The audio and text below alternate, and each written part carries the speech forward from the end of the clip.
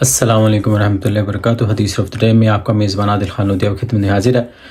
آج میں آپ کو ایک ایمان افروز واقعہ بتانے جا رہا ہوں۔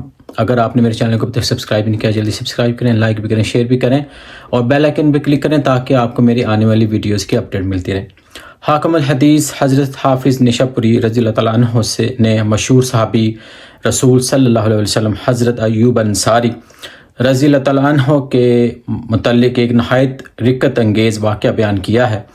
فرماتے ہیں کہ حضور اکرم صلی اللہ علیہ وسلم سے ایک حدیث انہوں نے سنی تھی، اور اتفاق کی بات یہ ہے کہ اس حدیث کو سننے والوں میں مشہور صحابی حضرت عقبہ بن عامر رضی اللہ تعالیٰ عنہ بھی شامل تھے۔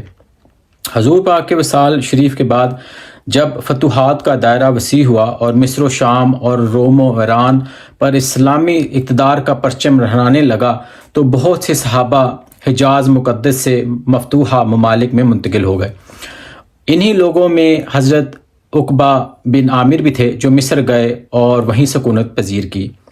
حضرت ایوب انصاری کو شدہ کسی طرح یہ معلوم ہو گیا کہ جو حدیث میں نے حضور پاک سے سنی ہے اس کے سننے والوں میں حضرت عقبہ بن عامر بھی ہیں، تو صرف اس بات کا جذبہ اشتیاق کشاں انہیں مدینے سے مصر لے گیا کہ حضرت عقبہ بن عامر سے اس بات کی توثیق کر سکیں کہ وہ یہ کہہ سکیں کہ اس حدیث کے دو راوی ہیں، ایک میں ہوں اور دوسرے عقبہ بن عامر ہیں۔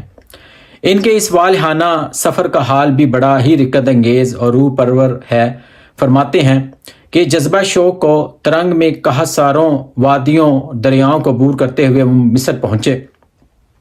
قبر سنی کا عالم، دشوار گزار سفر، لیکن وارفتگی شوق کی بے بس خودی میں نہ بڑھاپے کا ازدملال محسوس ہونا ہوا، نہ راستے کی دشواریاں حائل ہوئیں۔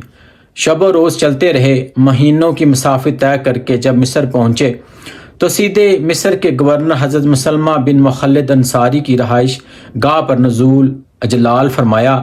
امیر مصر نے مراسم میں ملاقات کے بعد دریافت کیا، کس غرض سے تشریف لانا ہوا ابو ایوب؟ جواب میں ارشاد فرمایا، رسول پاک صلی اللہ علیہ وسلم سے میں نے ایک حدیث سنی ہے، اور اتفاق کی بات یہ ہے کہ اس حدیث کے سننے والوں میں میرے اور عقبہ بن عامر کے سوا اب کوئی اس دنیا میں موجود نہیں ہے۔ پس میرے ساتھ ایک ایسا آدمی لگا دو جو مجھے ان کے گھر تک پہنچا دے۔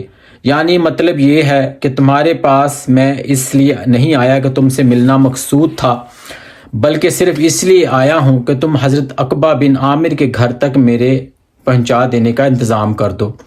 ایک گدائے عشق کی ذرا شان استغنا ملاحظہ فرمائیے کہ گورنر کے دروازے پر گئے ہیں لیکن ایک لفظ بھی اس کے حق میں نہیں فرمایا۔